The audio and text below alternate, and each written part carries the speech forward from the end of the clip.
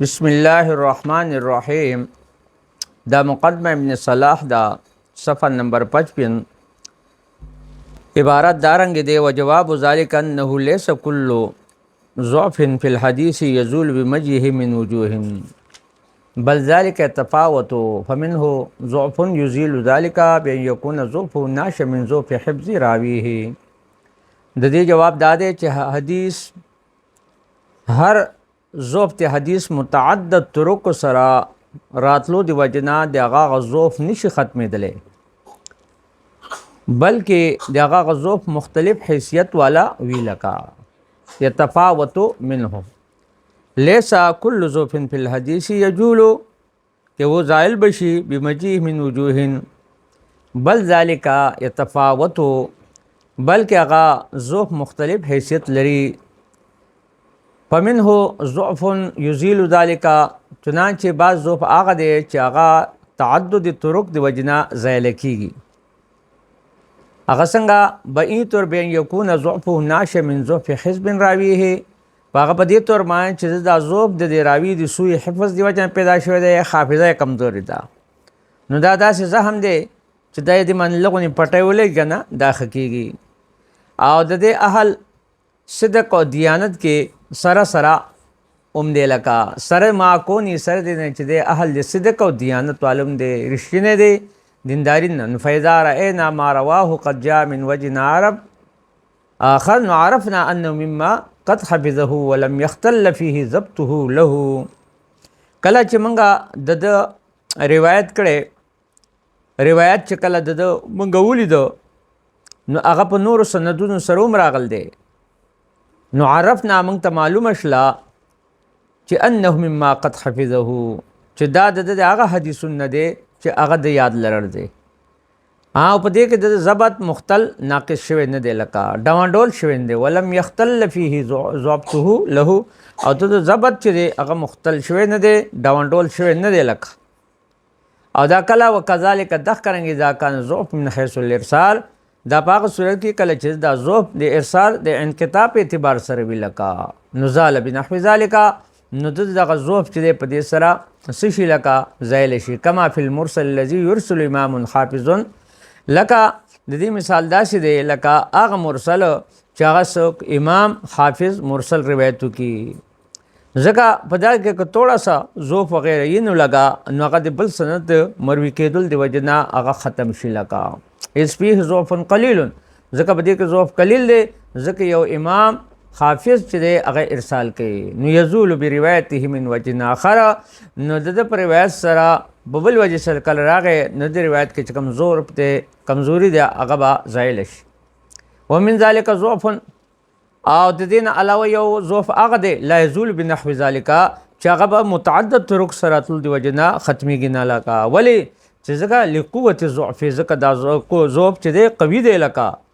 اولی وتقاعد هذا الجابر او کتکینی ارتاویږي دغه جبیره دغه پټه انجبره دغه دغه زهمنا او مقاومته او دغه د تقابلنا یعنی دغه تلافی او مقابلین عجز پیدا کیږي او د دې ضعف مثال شه دی وذلك الضعف الذي ينشا من كون الراوي متهما بالكذب او د ضعف مثال هغه دی چې هغه راوي چې دی سوي متهم بالكذب وي د دروغ اتهام په لګیدلی وي او کون الحديث شاذن یا حدیث شاذ دی ایسم وهذه جمله تفاصيلها او دا من جمله ټول تفاصیل دي پیش لکنه چې دغه مزاولت او جستجو کېدلی شي تدرک بالمباشره والبحث چې په مباشرت ذریعہ سره دغه ادراک کېدلی شي او په تلاش فعلم ذلك په دې خبر مان پیش فین من نفائس العزیزه زکه چې دا خبره چې کومه ده کنه دا په موتن په دې معنی کوم معترض اعتراض کې صحیح دی او بلکې دا شی دا عمده او قیمتي نقطو نه ده فإنه من نفائس العزیزه دا د عمده او قیمتي نقطو نه دا خبره ده وس ګورن ضعف دوه قسم شلو یو ضعف هغه شو چې هغه ناشی د حفظ دی وجنه سوء حفظ دی نو د په متعدد طرق سره چراغه نو د کې تقویت پیدا کیږي بل ضعف هغه دی چې هغه راوی من اتهام بالکذب لګیدل دی یا د فسق شکار دی یا راوی چې د روایت شاذ ذکر کړ دی نو دا خبر واړه حدیث ضعیف په تعدد طرق سره درجه حسن ترسي نو معترض په دې باندې اعتراض وکړو چې ډېر څه حدیثونه من خدا شینو چې متعدد طرق سره راغل دي مګر هغه هم ضعف کې باقي دي لکه حدیث الوزنان من الراس. لکه دا اوس حدیث صحاب نے صلاح د دې جواب ورکړي چې خلاصه دا ده چې په روایت کې ضعف په دوه قسمه دی، یو ضعف یسیر دی لغونی او بل ضعف شدید دی. لکه نو چې کوم ځای کې ضعف یسیر دی نو هغه په تعددي طرق سره ځایله کېږي، او کوم ځای کې چې ضعف چې دی شدید دی نو په تعددي طرق سره نه ځایله کېږي. ضعف یسیر هغه دی چې دغه بنیاد د راوي په سوء حفظ باندې وي یا د سند کې انقطاع راغلی دا ارسال راغلی دی. او ضعف شدید کم دی دا هغه دی چې دغه بنیاد د راوي په کذب باندې وي یا اتهام بالکذب یا فسق وي یا حدیث یعنی شاذ دی. لکه نو چې کله د دې درجه چې دی ضعف وي نو دغه تلافي په دویم سند سره ذریعه سره نشي کېدای سي ان په دې سند سره هغه ته قوت رسیدای شي. د دې وضاحت کې شیخ طاهر الجزائری رحمه الله هغه چې پراوي کې یا په عدالت او په ضبط دواړو کې بالفعل موجود وي یا دوانه متقیان دي نو اول صورت کې حدیث مقبول دی. لکه یعنی پراوي کې دواړه دغه یا خو عدالت او ضبط دواړه موجود دي یا دواړه متقیان دي نو په اول صورت کې حدیث مقبول دی، په دویم صورت کې هغه مردود دی. لکه اگر عدالت موجود وي او ضبط مختل دی نو بیا متابعت بیا مؤثر دی، متابعت بیا اثر کوي. اگر روایت مقبول شي او ضبط مکه او روایت به مقبول شي بیا اگر که ضبط خو موجود دی لیکن عدالت نشته لکه مفقود دی نو متابعت به مؤثر نه دی. نو معلومه ده چې د عدالت په فقدان په صورت کې متابعت غیر مؤثر دی. سند انقطاع ارسال نه چې کم پیدا شي کم ضعف وغیرہ نو هغه ضعف خفیف دی. دغه تلافي په متعدد طرق سره کېدای شي. انقطاع ارسال حکم تدلیس کې دی لکه او دغه کې انقطاع د مظنی او د ګمان د لکه نو دارنګ چې مجهول او مبهم راوي هغه په دغه حکم کې دی چې دغه روایت متعدد طرق سره راغی نو هغه حسن جوړیږي او د حسن په بیان کې دغه تفصیل یعنی مخکې تیر شوی دی. الله سبحانه وتعالی چې دی او بل دا روایت کې الاذنان من الراس نو دلته دا خبر توجه طلب دا چې حافظ ابن صلاح وایي چې ضعف منجبر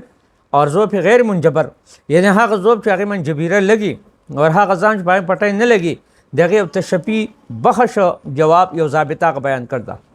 هغه الاذنان من الراس پیش کړ دي. بعض حضرات شافعیه وایي چې دا په تعدد طرق باوجود د حسن حکم لګول ناغو ګریس کړ دي نو د دې خاص جواب مرحمت شوی نه دی. حافظ ابراکی د دې حدیث ته ویل دي چې دا ضعیف دی، حالانکه ابن حبان د شهر بن خوشب په طریق سره د ابو امامه نه روایت کړی دی مګر حافظ عراقی وایي چې شهر چې جمهور ضعیف کړ دی لیکن مزید په دې معنی چې رفع او توقف کې اختلاف دی. آیا چې دا حدیث مرفوع دی یا موقوف دی نو متعین طور سره دا نشي ویلی، صحیح ده کنه. او بل دا خبره ابن جوزی په العلل المتناهیه کې هم یعنی ذکر کړی ده. لکه اوس دوی په غیر منجبر څه ته وایي چې کله ثابت شي چې الاذنان من الراس د حسن درجې ته نه رسي اگر چې دغه تعدد طرق باوجود هغه ته خلق ضعیف علما